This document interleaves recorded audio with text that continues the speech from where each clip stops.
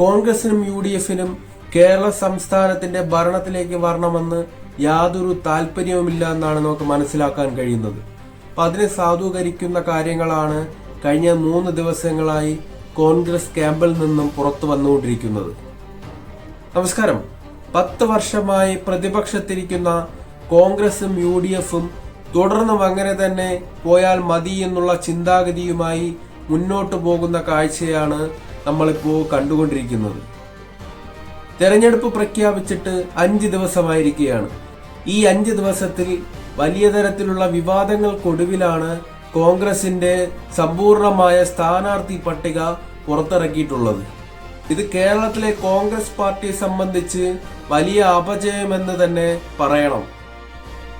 ഇതേസമയം CPIM അവരുടെ എല്ലാ സ്ഥാനാർത്ഥികളെയും പ്രഖ്യാപിച്ച് 2 റൗണ്ട് അതാത് മണ്ഡലങ്ങളിൽ പര്യടനം പൂർത്തിയാക്കി പ്രചരണ രംഗത്ത് സജീവമാണെന്നുള്ള കാര്യം കോൺഗ്രസിന്റെ നേതാക്കന്മാർ കണ്ടിട്ടും കണ്ടില്ലെന്ന് നടിച്ചു എന്നുള്ളതാണ് നമുക്ക് മനസ്സിലാക്കാൻ കഴിയുന്നത്. നേരത്തെ പ്രതിപക്ഷ നേതാവ് VD സതീശൻ പലതവണ പറഞ്ഞിട്ടുള്ളതാണ്, തെരഞ്ഞെടുപ്പ് പ്രഖ്യാപിച്ച് ആദ്യ മണിക്കൂറിനുള്ളിൽ തന്നെ കോൺഗ്രസിന്റെ സമ്പൂർണമായ സ്ഥാനാർത്ഥി പട്ടിക പുറത്തിറക്കുമെന്ന്. പക്ഷേ 5 ദിവസം വലിയ വിവാദങ്ങൾക്കൊടുവിലാണ് സ്ഥാനാർത്ഥി പട്ടിക പുറത്തിറങ്ങിയതെന്നുള്ളത് കാണാതെ പോകാൻ കഴിയില്ല. പല സാഹചര്യങ്ങളിലും മാധ്യമപ്രവർത്തകർ ശ്രീ VD സതീശനോട് സ്ഥാനാർത്ഥി പട്ടിക എന്തായി, എപ്പോ പുറത്തിറങ്ങുമെന്ന് ചോദിക്കുമ്പോൾ അദ്ദേഹം ആ മാധ്യമപ്രവർത്തകർക്ക് നേരെ ശുഭിതനാകുന്ന കാഴ്ച നമ്മൾ പല കുറി കണ്ടതാണ്. കേരളത്തിൽ ഇപ്പോൾ വിസ്മയങ്ങളുടെ കാലമാണല്ലോ. അപ്പോൾ വീണ്ടും വിസ്മയങ്ങൾ നടക്കുമെന്നുള്ള പ്രതീക്ഷയിലാണോ കോൺഗ്രസ് അവരുടെ സ്ഥാനാർത്ഥി പട്ടിക പുറത്തിറങ്ങാൻ വൈകിയത് എന്നുള്ളതാണ് സംശയിക്കേണ്ട കാര്യം. എന്നാൽ ഇപ്പോൾ വിസ്മയം അരങ്ങേറിക്കൊണ്ടിരിക്കുന്നത് കോൺഗ്രസ് പാർട്ടിക്കുള്ളിലാണല്ലോ. അതെടുത്തു പറയേണ്ടത് കോൺഗ്രസിന്റെ മുൻ KPCC പ്രസിഡന്റും കോൺഗ്രസിന്റെ മുതിർന്ന നേതാവുമായ K സുധാകരന്റെ കാര്യമാണ്. K സുധാകരന് കണ്ണൂരിൽ സീറ്റ് നൽകിയില്ലെങ്കിൽ അദ്ദേഹം സ്വതന്ത്രനായി മത്സരിക്കുമെന്ന് പ്രഖ്യാപിച്ചു.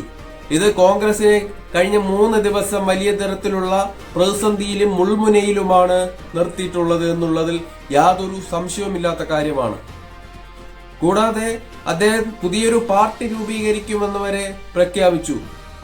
ആ പാർട്ടി കേരളത്തിലെ 25 മണ്ഡലങ്ങളിൽ സ്വന്തം സ്ഥാനാർത്ഥിയെ നിർത്തുമെന്നും K സുധാകരൻ പ്രഖ്യാപിച്ചതായിരുന്നു. BJPയുടെ സംസ്ഥാന നേതാക്കളുമായി പോലും K സുധാകരൻ ചർച്ച ചെയ്തു എന്നുള്ളതാണ് അഭ്യൂഹങ്ങൾ പുറത്തു വരുന്നത്. പക്ഷേ K സുധാകരനെ മാത്രം നമുക്ക് കുറ്റപ്പെടുത്താൻ കഴിയില്ല. കേരളത്തിലെ കോൺഗ്രസിന്റെ രണ്ടാമത്തെ ഓപ്ഷനായി BJP മാറിയത് ഇന്നും ഇന്നലെയൊന്നുമല്ല എന്ന് നമുക്ക് കൃത്യമായി അറിയാം.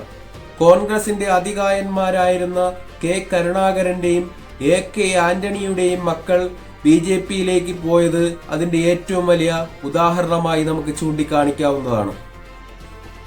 എന്തായാലും ഇപ്പോ K സുധാകരനെ അനുനയിപ്പിച്ചിട്ടുണ്ട്. അദ്ദേഹം പറയുന്നത് പാർട്ടിയാണ് വലുത്, അദ്ദേഹം പാർട്ടിക്ക് വിധേയപ്പെട്ടു പോകുന്ന ചെറിയ ഒരു എളിയ പ്രവർത്തകനാണെന്നാണ് ആ തിരിച്ചറിവ് വന്നിരിക്കുന്നത്.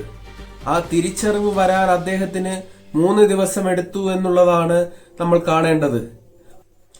അപ്പോൾ ആ 3 ദിവസം എന്തുകൊണ്ട് AICCയും ഹൈക്കമാൻഡും അദ്ദേഹത്തെ വിളിച്ച് സംസാരിച്ച് അനുനയിപ്പിച്ചില്ല എന്നുള്ളതാണ് കോൺഗ്രസ് പ്രവർത്തകരെ സംബന്ധിച്ച് വലിയ ആശങ്ക ഉളവാക്കുന്ന കാര്യം. എന്നാലിപ്പോ ഖാർഗെയും അതുപോലെ തന്നെ ഹൈക്കമാൻഡും ഇടപെട്ട് സുധാകരനെ പിന്തിരിപ്പിച്ചത് കേരളത്തിലെ കോൺഗ്രസ് പ്രവർത്തകരെ സംബന്ധിച്ച് വലിയ ആശ്വാസം പകരുന്ന ഒരു കാര്യം തന്നെയാണ്. എന്നാൽ ഒരു കാര്യം പറയാതെ പോകാൻ കഴിയില്ല, MPമാർക്ക് സീറ്റ് നൽകില്ല എന്നുള്ള ഒരു തീരുമാനത്തിൽ ഉറച്ചു നിന്ന ഹൈക്കമാൻഡിനെ അഭിനന്ദിച്ചേ മതിയാവൂ. LDF സർക്കാരിനെതിരെ ജനവികാരമില്ല എന്ന് പലതവണ കനകോലു ആവർത്തിച്ച് പറഞ്ഞിട്ടും കോൺഗ്രസിന്റെ പല പ്രധാനപ്പെട്ട നേതാക്കന്മാർക്കും ഇതുവരെയും നേരം വെളുത്തിട്ടില്ല എന്നുള്ളതാണ് നമുക്ക് മനസ്സിലാക്കാൻ കഴിയുന്നത്. ഇപ്പോഴും അവരുടെ സ്വന്തം ഗ്രൂപ്പുകളുമായി മുന്നോട്ട് പോവുകയാണ്.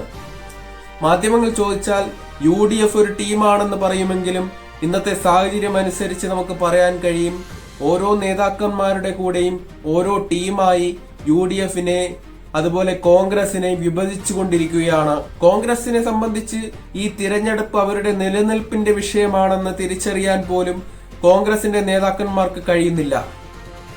ഇനി നാമനിർദ്ദേശ പത്രിക സമർപ്പിക്കാൻ വെറും 2 പ്രവൃത്തി ദിവസങ്ങളാണ് കോൺഗ്രസിന്റെ മുന്നിൽ അവശേഷിക്കുന്നത്.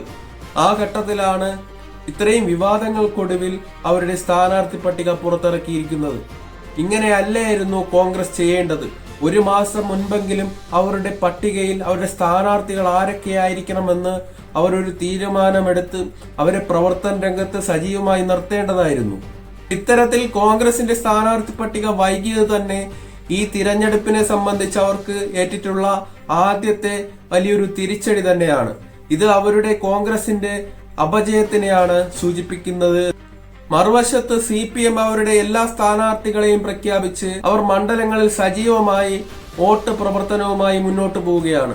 ആ സാഹചര്യത്തിലാണ് UDF എങ്ങും എത്താതെ അവരുടെ സ്ഥാനാർത്ഥികളെ പോലും പ്രഖ്യാപിക്കാൻ വളരെ താമസിച്ചു പോകുന്ന നിലയിലേക്ക് ചുരുങ്ങിപ്പോയത്. കോൺഗ്രസ് എന്നത് ഒരു ആൾക്കൂട്ട പാർട്ടിയായി മാറിയിരിക്കുന്നു. അവരുടെ പ്രധാന നേതാക്കളായ VD സതീശനോ രമേശ് ചെന്നിത്തലയ്ക്കോ സണ്ണി ജോസഫിനോ തന്നെ യാതൊന്നും ചെയ്യാൻ കഴിയാതെ നിസ്സഹായരായി നോക്കിയിരിക്കാനേ കഴിയുന്നുള്ളൂ എന്നുള്ളതാണ് സങ്കടകരമായ കാര്യം. നിലവിൽ പുറത്തിറങ്ങാനുണ്ടായിരുന്ന മണ്ഡലങ്ങളിൽ 2ഓ 3ഓ സ്ഥാനാർത്ഥികളാണ് ആ പട്ടിക പുറത്തിറങ്ങാൻ കാത്തിരുന്നത്. കാരണം അത്രത്തോളം മത്സരമാണ് അവരുടെ ഉള്ളിൽ തന്നെ നടക്കുന്നത്. ഒരു സീറ്റിനു വേണ്ടി 3 സ്ഥാനാർത്ഥികൾ വരെ അവരുടെ കുപ്പായം തച്ച് കാത്തിരിക്കുന്ന സ്ഥിതിയായിരുന്നു കോൺഗ്രസിനകത്തുണ്ടായിരുന്നത്. ഈ ഒരു പ്രതിസന്ധിയുടെ പ്രധാന കാരണം സുധാകരൻ മാത്രമല്ല, കോൺഗ്രസിന്റെ തന്നെ പല വിമത നീക്കങ്ങളും പല നേതാക്കന്മാരുടെ ഗ്രൂപ്പ് വഴക്കുകളും എല്ലാം തന്നെ അതിന്റെ ഭാഗമായിട്ടുണ്ട്. അതിലെടുത്ത് പറയേണ്ടത് എൽദോസ് കുന്നപ്പള്ളിയുടെ കാര്യമാണ്. അദ്ദേഹം സീറ്റ് നൽകാത്തതിൽ പ്രതിഷേധിച്ച് സ്വതന്ത്രനായി മത്സരിക്കാൻ സാധ്യതയുണ്ടെന്നാണ് ഇപ്പോൾ പുറത്തു വരുന്ന റിപ്പോർട്ട് എന്ന് പറയുന്നത്. അദ്ദേഹം പെരുമ്പാവൂരോ പരവൂരോ മത്സരിക്കാനുള്ള സാധ്യതയാണ് ഇപ്പോൾ പുറത്തു വരുന്നത്. അത് NDA മുന്നണിയിലെ സാബു ജേക്കബിന്റെ 2020 എന്ന് പറയുന്ന ആ ഒരു പാർട്ടിയുടെ പിന്തുണയോടുകൂടെയായിരിക്കും അദ്ദേഹം മത്സരിക്കാൻ പോകുന്നതെന്നാണ് പുറത്തു വരുന്ന സ്ഥിരീകരിക്കാത്ത റിപ്പോർട്ടുകൾ ഉള്ളത്. അതുപോലെ തന്നെ മുതിർന്ന നേതാവ് ജോസഫ് വാഴയ്ക്കൻ അദ്ദേഹവും സ്വതന്ത്ര സ്ഥാനാർത്ഥിയായി മത്സരിക്കാൻ വേണ്ടിയിട്ടുള്ള സന്നദ്ധത അറിയിച്ചിട്ടുണ്ട്. മറ്റൊരു പ്രധാനപ്പെട്ട നേതാവ് AT ജോർജ്, പാറശാലയിലെ മുൻ MLA ആയിരുന്നു അദ്ദേഹം. അദ്ദേഹത്തിന് സീറ്റ് കൊടുക്കാത്തതിൽ പ്രതിഷേധിച്ച് AT ജോർജും സ്വതന്ത്രനായി മത്സരിക്കുമെന്ന് പ്രഖ്യാപിച്ചു കഴിഞ്ഞു. അതുപോലെ എടുത്തു പറയേണ്ട ഒരു കാര്യം KSUവിന്റെ സംസ്ഥാന പ്രസിഡന്റ് ആയിരുന്ന അലോഷ്യസ് സേവ്യറിന്റെ കാര്യമാണ്. ഇപ്പോൾ അലോഷ്യസ് സേവ്യറിന് സീറ്റ് കൊടുക്കാത്തതിൽ പ്രതിഷേധിച്ച് KSUവിന്റെ സംസ്ഥാന പ്രസിഡന്റ് എന്നുള്ള പദവി തന്നെ അദ്ദേഹം രാജിവെച്ച് പോകാൻ വേണ്ടിയിട്ട് ഒരുങ്ങിയതാണ്. KC വേണുഗോപാൽ ഉൾപ്പെടെയുള്ള നേതാക്കന്മാരിടപെട്ട് അലോഷ്യസിനെ ഈ രാജിയിൽ നിന്നും പിന്തിരിപ്പിച്ചു എന്നുള്ളതാണ് അവസാനം പുറത്തു വരുന്ന വാർത്തകൾ. എന്തൊക്കെ പറഞ്ഞാലും വിസ്മയം ഇപ്പോൾ തുടരുന്നത് കോൺഗ്രസിനുള്ളിലാണെന്ന് ഇതിൽ നിന്നെല്ലാം വ്യക്തമാണ്.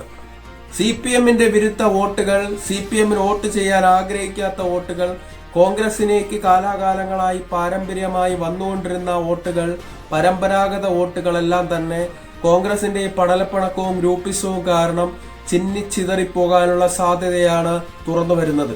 അപ്പോൾ ഇത് അനുകൂലമായി മാറുന്നത് കേരളത്തിലെ BJPക്കാണ്. കോൺഗ്രസിലെ ഈ പടലപ്പിണക്കത്തിനും ഗ്രൂപ്പ് വഴക്കിനുമെല്ലാം ഭാഗമായി ഈ വോട്ടുകളെല്ലാം ചിന്നിച്ചിതറി BJPയിലേക്ക് പോകാനുള്ള സാധ്യതയാണ് തെളിഞ്ഞു വരുന്നത്. അപ്പോൾ ഒരു കാര്യം പറയാതെ പോകാൻ കഴിയില്ല. 25 ലക്ഷത്തോളം വരുന്ന സാധാരണക്കാരായ കോൺഗ്രസ് പാർട്ടി പ്രവർത്തകരുടെ ആത്മവീര്യത്തെ തകർക്കുന്ന നിലപാടാണ് കോൺഗ്രസ് നേതാക്കന്മാരുടെ ഭാഗത്തു നിന്നും ഉണ്ടായിക്കൊണ്ടിരിക്കുന്നത്.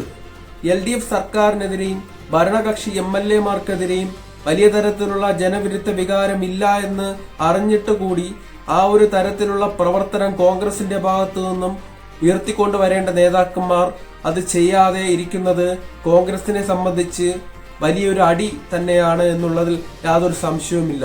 സംസ്ഥാനത്തെ തന്നെ കോൺഗ്രസിന്റെ ഭാവിയെ നിർണയിക്കുന്ന ഒരു തെരഞ്ഞെടുപ്പാണെന്ന് കൂടി മനസ്സിലാക്കാൻ കേരളത്തിൽ കോൺഗ്രസിന് കഴിയുന്നില്ല എന്നുള്ളതാണ് നമുക്ക് പറഞ്ഞു വെക്കാനുള്ളത്. അടുത്തൊരു വീഡിയോയുമായി വീണ്ടും കാണാം. കൂടുതൽ വീഡിയോകൾ കാണാൻ വേണ്ടിയിട്ട് ഈ ചാനൽ സബ്സ്ക്രൈബ് ചെയ്തു വെക്കുക. നന്ദി, നമസ്കാരം.